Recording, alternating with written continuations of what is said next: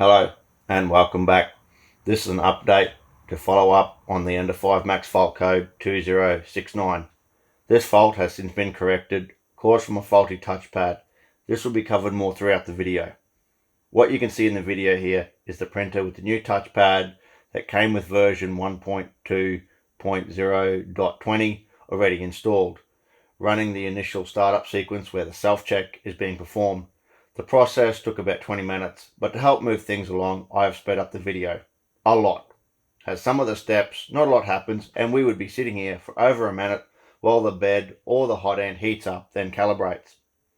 Right, so a little background, how I got myself in this mess, and how you should avoid it too. Unless you enjoy this kind of thing, then go right ahead and ignore everything that follows. Some of you may be here already because it's too late. You are in that buoyant transport on the infamous creek without said crucial device for correcting the current situation. Never fear, your captain is here. I navigate these waters on a far too regular basis in my profession, but can hopefully help prevent this situation, stopping the mistake before it's made, or at least assisting getting out of it, as this is how I believe it all went wrong. Do not, I repeat, do not update any firmware on the printer until a self-check is completed. You'll understand why soon. When the printer was received, it had the firmware version 1.2.0.10. I assembled the printer, turned it on, went through the steps, and started the self-test sequence.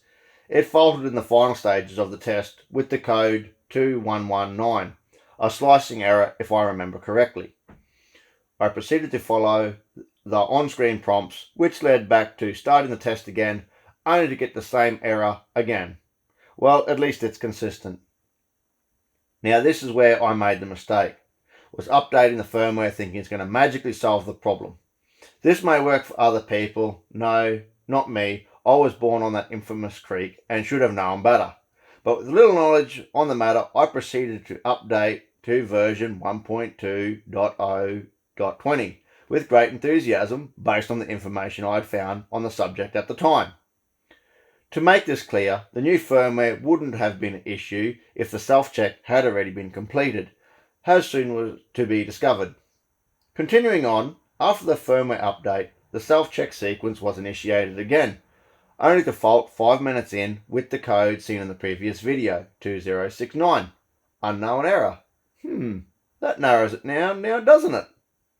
Off again, scouring the interwebs for information to find that all I needed to do was a factory reset. That should be within my skill levels, right? Here's the thing. The setting menu was unreachable through the normal startup because of the looping back to the start of the self-check. The only way to reach the setting menu was through debugging mode, which Creality have easy to follow instructions on how to do this on their website, but I will add the link below.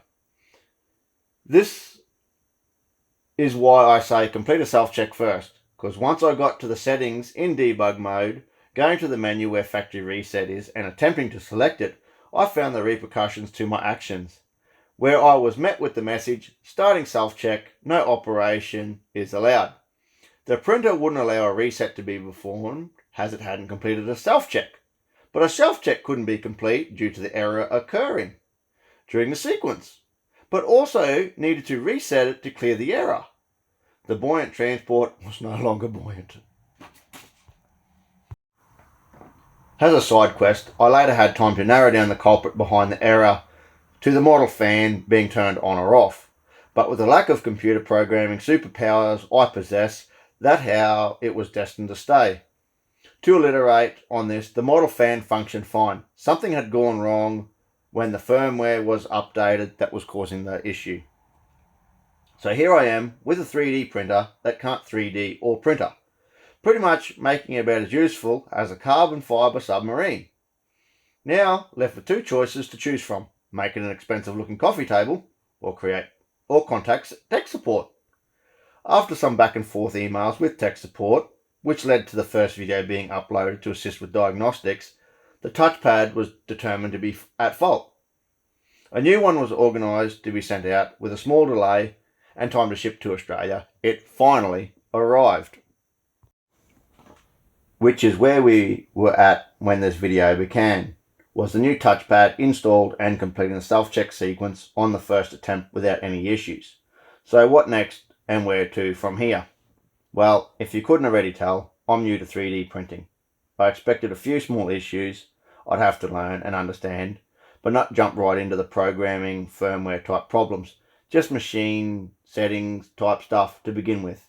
Then later, learn to work with and understand that side of it in depth. It's not all doom and gloom though. Seeing this machine operating was worth the waiting and frustration of dealing with it to get it to where it is now. Just don't ask me that at the time of the fault occurring. Probably given a far more colourful answer. Won't do it in this video, as you've probably already heard me ramble on for long enough now, and really some of these topics would require a video of their own. During the making of this video, the printer has already clocked up a few hours just doing small tests and familiarising myself with function settings and operation. I figured that a small amount of time it would be a good idea to carry out an initial check. Just like when you get a brand new car, they check it at the first 1,000 kilometers to make sure everything is in order before full sending.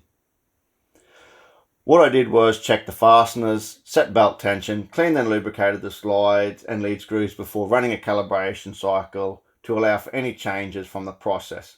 If people are interested in this procedures carried out as part of the maintenance and what was found while completing it, we'll try to get a video up on that soon to help fill in the gaps between videos while I wait for more filament to arrive. As some of the ducting and components require quite a bit of filament before the radiator test stand can be finalised for further tests and data acquisition. Plus, explore available side quests with the possibility of parts manufacture of different components in the power sport applications. Anyway, I hope this helps or can help anyone with this problem, and once again, thanks for watching.